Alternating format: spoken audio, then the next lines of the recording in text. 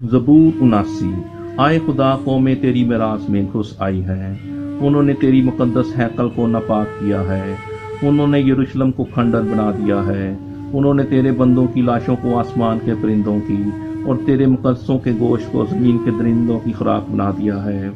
उन्होंने उनका खून यरूशलेम के गिर्द पानी की तरह बहाया और कोई उनको दफन करने वाला ना था। हम अपने पड़ोसियों की मलामत का निशाना हैं और अपने आस पास के लोगों के तमस्कर और मजाक का बाइस। आए खुदावंद, कब तक? क्या तू हमेशा के लिए नाराज रहेगा? क्या तेरी गैरत आग की तरह भड़कती रहेगी? अपना कहर उन कौमों पर जो तुझे नहीं पहचानती और उन ममलुकतों पर जो तेरा नाम नहीं लेती उंडेल दे, क्योंकि उन्होंने यकूब को खा लिया और उसके मस्कन को उजाड़ दिया है। हमारे बाप दादा के गुनाहों को हमारे खिलाफ याद ना कर।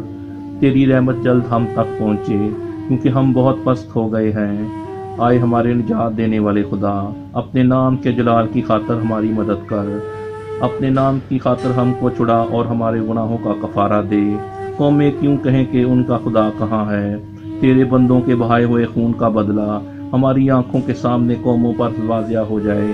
कैदी की आ तेरे हजूर तक पहुँचे। अपनी बड़ी कुदरत से मरने वालों को बचा ले। आए खुदावन, हमारे पड़ोसियों की तानाजनी जो वो तुझ पर करते रहे हैं, उल्टी 7 गुना उन्हीं के दामन में डाल दे। तब हम जो तेरे लोग और तेरी चरागाह की भेड़ें हैं, हमेशा तेरी शुक्रगुजारी करेंगे। हम पुश दर पुश तेरी सताइश करेंगे। पाक कलाम के पढ़े और सुने जाने पर खुदा उनकी खास बरकत हो। आमीन।